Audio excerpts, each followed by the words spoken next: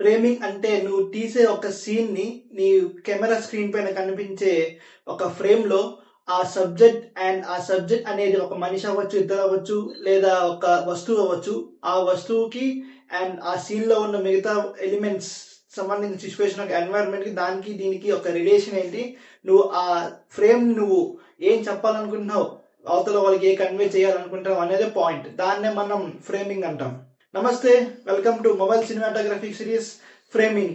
Main గా మనం 3 framings ని యూజ్ చేస్తాం. అవే long shot, mid shot and close up shot. Long shot లో మనం ఫ్రేమ్ సెట్ చేసుకున్నప్పుడు ఆ ఫ్రేమ్ లో ఉన్న సబ్జెక్ట్ మొత్తం, మనిషి అయితే top to toe, head to toe వరకు మొత్తం ఆ ఫ్రేమ్ లో ఉండాలి. లేదా ఒక వస్తువు అయితే ఆ వస్తువు మొత్తాన్ని ఆ ఫ్రేమ్ లో సెట్ చేసి తీసిన సీన్ లో లాంగ్ షాట్ ని ఎలా యూజ్ చేశానంటే, ఆ పొడుగున్న సీన్ ని ఆ ఫ్రేమ్ మొత్తంలో నా హెడ్ నుంచి టో వరకు ఫ్రేమ్ చేసుకున్నా. ఆ ఫ్రేమ్ తో పాటు నువ్వు చుట్టుపక్కల ఎన్వైరన్మెంట్ చూస్తే సన్లైట్ అనేది పడుతున్నట్టు ఒక సైడ్ వచ్చింది. సో పక్కన ఒక సింగిల్ రూమ్ కాబట్టి దాంట్లో మీకు ఎలిమెంట్స్ చూసి ఒక బ్యాచులర్ రూమ్, ఒక ఎన్వైరన్మెంట్ ని మీరు చూడొచ్చు. కంటెంట్ నచ్చితే ఫాలో అండ్ సబ్స్క్రైబ్ చేయి.